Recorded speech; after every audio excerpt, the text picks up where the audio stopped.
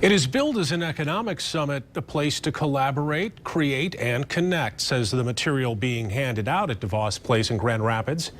24-Hour News 8 political reporter Rick Albin was at the summit and talked with some of the principals. Rick? Brian, the Governor's Economic Summit has moved from east to west this year and started off with some familiar faces in West Michigan business and development talking about why things are working well here and how that might be replicated elsewhere.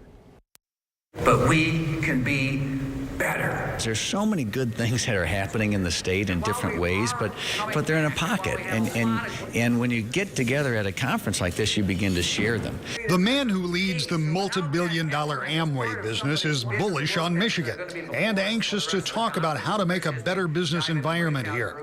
He talked to the crowd at DeVos Place about how opportunity and achievement should be the goals of the summit, finding a goal and working together to achieve it. Government, business, individuals, everyone together, he says. There is a common thread to all this. Local developer and entrepreneur Sam Cummings told the summit attendees that he was happy to live in the city he loved and what he sees as being a leader in downtown development and culture. He says a meeting like this is a chance to check in.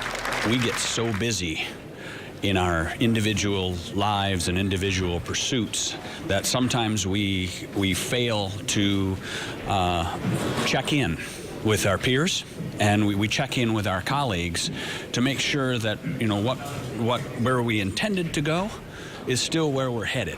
Outside the ballroom, there were people trying in a very graphic way to be part of what the participants here hope is an expanding job market. The bottom line for Doug DeVos is getting groups and individuals together to not only figure out where they're headed, but help them get there. In my mind, the goal is creating that environment that's clear and people see an ability to connect and say, I can be part of this, this comeback Michigan economy. I can be part of this future. I can move from where I am to where I want to be.